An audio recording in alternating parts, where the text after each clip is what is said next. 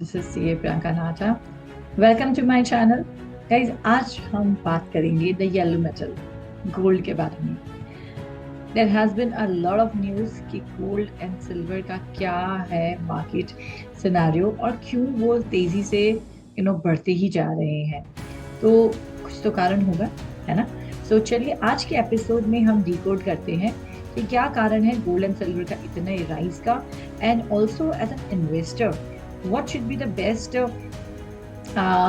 planning for us to be in this market and make our portfolios as strong as possible.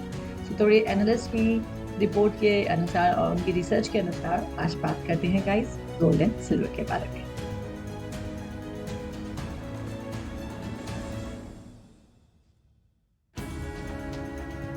So guys, जब मैं आपसे बात कर रही हूँ गोल्ड प्राइसेस की, तो आज के प्राइसेस जो है ना guys, gold has already touch 1.20 lakhs और प्रिसाइसली बोलूँ तो 22338 lakhs per 10 grams in India, right? And silver has too surged at 1.46 lakhs per kg. यहाँ पे just wanted to highlight guys that the gold के जो prices होते हैं ना 1.2 lakh, it's 10 grams है ना, और यहाँ पे है it's per kg। सो इस चीज को प्लीज आप हमेशा याद रखिएगा। दो क्या होता है ना, गोल्डन प्राइस देखिए दे आर ऑलमोस्ट लाख में है, बट उनकी जो क्वांटिटी है that's different. Okay, right. So इस तरह के गोल्ड प्राइसेस का there has to be some reason around it, है ना। क्या रीजन है और किस वजह से इस टाइप की गोल्ड प्राइसेस में इतनी बढ़ोतरी हो रही है। तो चलिए जानते हैं इसकी पीछे का the reason behind these things. Drivers of gold, देखिए कोई भी चीज को बढ़ने या घटने के लिए उसके पीछे एक ड्राइवर होता है। जैसे गाड़ी चलाता है तो भाई एक ड्राइवर चला रहा है। आज की तारीख में हमारे पास एआई ड्राइवर्स भी हैं, बट कोई भी चीज को चलाने के लिए कोई ड्राइवर्स ही लगते हैं। तो फिर गोल्ड या कोई भी कमोडिटी उससे अलग कैसे है। बिजनेस में भी मैं बात करती हूँ, अगर मैं फाइनेंशियल मॉडल की बात करती हूँ तो कॉस्ट ड्राइवर्स होते हैं, रेवेन्यू ड्राइवर्स होते हैं। सिमिलरली गाइस, ड्राइवर्स जो होते हैं ना वो गोल्ड के प्राइसेस को या सिल्वर के प्राइसेस को अप डाउन करने में हेल्प करते हैं। तो जो मेजर कारण जो एनालिस्ट के अनुसार जो बाहर आए हैं वो है यूएस गवर्नमेंट का शटडाउन का फियर। आप भी जानते हैं कि अक्टूबर 1 से जो शटडाउन लगा था एंड इट स्टिल कंटिन्यूइंग, तो वहां पे काफी कुछ अनसर्टेनिटीज है यूएस गवर्नमेंट में। एंड जो डोनाल्ड ट्रम्प जी हैं वो बोल रहे हैं मैं वो कुछ या तो कुछ निगोशिएशन पे आएंगे या कुछ उनके जो एक्टिविटीज है या जो उनके ऑफरिंग्स है जो गवर्नमेंट एम्प्लॉयज को वो कम कर रहे हैं। इस टाइप की न्यूज़ेस अराउंड है। बहुत सारी डिटेल्स है इसमें, बट मैं उसमें अभी नहीं जाऊंगी। बेसिकली ये जो शटडाउन फियर है ये एक बहुत बड़ा ड्राइवर है गोल्ड के लिए, because of uncertainty in the global economy. Weak dollar, dollar is the strongest economy all over the world. मैंने पहले भी बोला है गाइस कि आप वर्ल्ड में कहीं भी चले जाइए, अगर आप उसको डॉलर प्रोड्यूस कर रहे हैं instead of any other currency, तो वो इजीली डॉलर ले लेगा, क्योंकि उसको पता है कि dollar is a safe currency, है ना। एंड ग्लोबल टेंशन जो ईरान इराक या रशिया यूक्रेन के जो चल रहे हैं, hopefully we can see some good news in coming weeks, right. Retail demand strong due to the festive season. हमारा जो कल्चर है अकॉर्डिंग टू दैट, अभी we are nearing Diwali, we have just ended with the pujas and we are nearing Diwali, and Diwali के बाद we have a good very good 4 months का अच्छा खासा festive season रहेगा। सो वी नो कि यहाँ पे डिमांड नेचुरली ही बढ़ जाती है।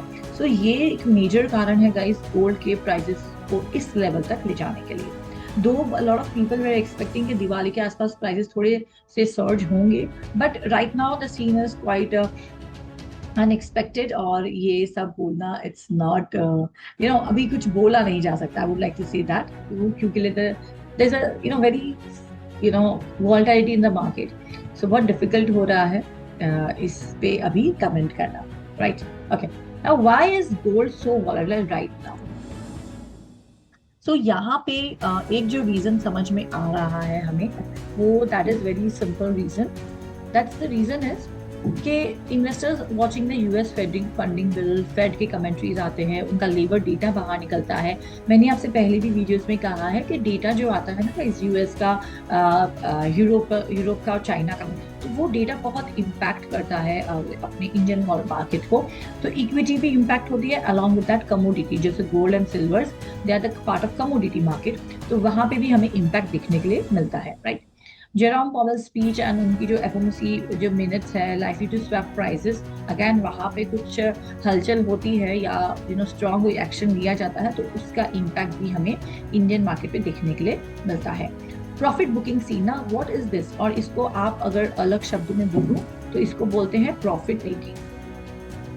What does it mean exactly mean, अगर आप ट्रेडर नहीं है तो इसके लिए जो जिन्होंने पहले गोल्ड बाय कर लिया है ना गाइस, तो now it's time for them to book the profits. तो उनका भी जो एक है, एक साइड तो प्राइसेस राइज हो रहे हैं, दूसरी साइड क्या है, प्रॉफिट टेकिंग हो रहा है। मतलब ये प्रॉफिट लोग जिन्होंने पहले ले लिया था अब वो सेल करने के मोड में है। तो क्या हो रहा है, कहीं ना कहीं वॉलिटिलिटी बढ़ रही है। ऐसा कोई सीन नहीं है कि भाई एक ही पुश लग रहा है तो नीचे गिरेगा या एक पुश लग रहा है तो ऊपर बढ़ेगा। तो इस टाइप से ऊपर नीचे गोल्ड के और सिल्वर के प्राइसेस हमें देखने के लिए मिल रहे हैं। But renewed buying and expected as uncertainty continues, because फिर से लोग उनका पर्सपेक्टिव क्या आता है, थोड़ा सा प्राइस नीचे होगा तो हम बाई करेंगे। बट यहाँ पे इश्यूज ये आ रहे हैं कि ऐसा कुछ पैटर्न दिखने को नहीं मिल रहा है। अगर आप चार्ट्स की बात करें तो थोड़ा साइडवेज जा रहा है और या इतना अपवर्ड जा रहा है कि गोल्ड पकड़ में नहीं आ रहा है, राइट। तो ये एक ना तो आपकी मेरी एक नॉर्मल सिनेरियो अभी सभी इन्वेस्टर्स के सामने ये सीन क्लियर है, सभी के साथ ये सब चीजें हो रही है, राइट। नेक्स्ट पे फैक्टर है guys, central bank still buying despite high prices. अच्छा, सेंट्रल बैंक ये कहना क्या है जानते हैं, हाउस वाइफ के जैसे बिहेव कर रहा है। वो बोल रहा है कि भैया मैंने एक गोल्ड खरीद लिया, अब मैं बेचूंगा। तो सेंट्रल बैंक प्रॉफिट बुकिंग में नहीं, मोड में है। अभी रिसेंटली हमने देखा था कि 15 ton of gold was added by Kazakhstan and वो अभी ग्लोबली उसने हाईएस्ट गोल्ड अगस्त में खरीदा था। उसके बाद आरबीआई ने पॉज किया था 2-3 महीने के लिए, 2 months approximately, but gold now forms 13.6% of its forex reserve, जो पहले आपका 9.3 था। सो ऑलरेडी ये भी बढ़ गया है, 4% अप्रोक्सीमेटली बढ़ रहा है। तो यहाँ पे ये जो पैटर्न आ रहा है कि banks are not also pushing themselves back, because कहीं ना कहीं वो भी जानते हैं कि again it's a hedging instrument, तो गोल्ड तो रिजर्व्स काम आने ही आने हैं, राइट। एंड अगर एक लेवल के बाद प्राइसिंग जाता है, कहीं बैंक्स को लगेगा हमें प्रॉफिट टेकिंग करना है, that's a different thing. But अभी ऐसा कोई भी सीन दिखाई नहीं दे रहा है। Banks all over the world they are into mode of buying the goods, ऐसा ही चल रहा है। Gold remains a key diversification tool against USD volatility. Yes guys, मैंने पोर्टफोलियो में बात किया है कि एटलीस्ट 5, 10, 20% हमारा गोल्ड एंड सिल्वर में भी बुकिंग होना चाहिए। That is a part, it should be a part of our portfolio, right. What does it mean for the Indian investors? Guys, ultimately, at the core, we are investors. हमें कहीं ना कहीं पैसे को सही जगह लगाना है ताकि वो पैसा हमें अपना वो अपना काम करे और हमें और पैसा कमा के दे। तो पैसे से मतलब है वेल्थ क्रिएशन का। तो वेल्थ क्रिएशन में गाइस, इंडियन पर्सपेक्टिव इन्वेस्टर हमें कैसी सोच रखनी चाहिए। तो एज पर एक्सपर्ट्स, ओके, तो शॉर्ट टर्म में हमें एक्सपेक्ट वॉलेटिलिटी हम एक्सपेक्ट कर रहे हैं, एंड द रीजंस भी मैंने आपको बताए हैं। प्राइसेस में fluctuate with fed rate decisions. Again जो डिसीजंस आएंगे वहां पे कहीं ना कहीं हम देख पा रहे हैं कि वॉलेटिलिटी आएगी ही मार्केट है। मीडियम टर्म में बात करें, demand likely to stay strong due to festive season and inflation hedge. क्यों? क्योंकि फेस्टिव सीजन की मैंने बात की है, दिवाली है, मैरिज सीजन है, इन्फ्लेशन भी, उसको हेज करने के लिए कौन सा कमोडिटी काम आता है?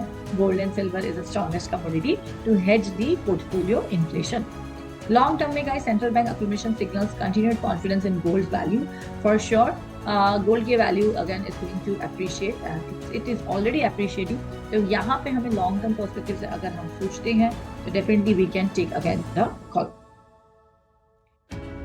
Experts, what experts are viewing this kind of a scenario and this kind of a situation is Fed rate cuts and global uncertainties are boosting gold demand, we know that, but tactical selling may occur before renewed buying. अच्छा, इसमें क्या होता है ना guys, जो experts होते हैं ना उनकी राय ये होती है कि देखिए गोल्ड जब बढ़ता है तो थोड़ा थोड़ा थोड़ा बढ़ रहा है, और जब डिप आती है ना 5-10% की जस्ट डिप आती है, ज्यादा डिप नहीं आ रही है। तो अगर आप ये सोच के बैठे हैं कि भाई बहुत डिप आएगी तब मैं बाइंग करूंगा, और अगर आप मार्केट में सच में जाएंगे तो आपको गोल्ड की वहाँ पे प्रीमियम प्राइसेस मिलेगी। मीन्स अगर 120 का गोल्ड है अप्रोक्सीमेटली, तो मार्केट में आपको आप एक्सपेक्ट कर सकते हैं कि कहीं 130 प्लस भी मिल जाए। बिकॉज अगैन अगर थोड़ा सा भी प्राइस डिप होता है तो लोग काफी लोग जाते हैं, they want to again rise there, I would say उनको बिल्डअप करना है अपना portfolio, they want to go for the buying, right. तो वहां पे पॉसिबिलिटी ये है कि थोड़ा सा डिप हो तो definitely you should buy, and but we should not expect कि बहुत ज्यादा इसमें गिरावट आएगी, right. So that is what we can do. And technically selling कर सकते हैं, बाइंग एंड सेलिंग करके भी, ट्रेडिंग करके भी, we can earn out of this particular situations, right. Okay, so now I hope you have understood, guys, that क्यों इसके the gold is rushing like this. Sum up करते हैं, and the drivers are the most important factors which is helping the gold and silver prices to rush like anything. Silver में just I would like to add that, guys, silver it's not only for making instruments, but nowadays solar panel में, EVs में silver has taken a huge role. EVs में specially guys, पहले भी गाड़ियों में use होता था सिल्वर, पर आज की तारीख में उसका जो क्वांटिटी है it has increased almost 60 to 67%। तो वहाँ की वजह से भी there is also a demand in that automobile sector for EVs to manage solar. आपको पता ही है कितना तेजी से बढ़ रहा है, तो वहाँ पे भी सिल्वर का एक बहुत महत्वपूर्ण रोल है। क्या this can be the major drivers of increasing the silver prices too. So, guys, should you buy gold or silver or wait for a dip? Please मुझे comment boxes में बताएगा. Don't forget to like, share, and subscribe my channel. And we'll meet again for more insights on wealth creation.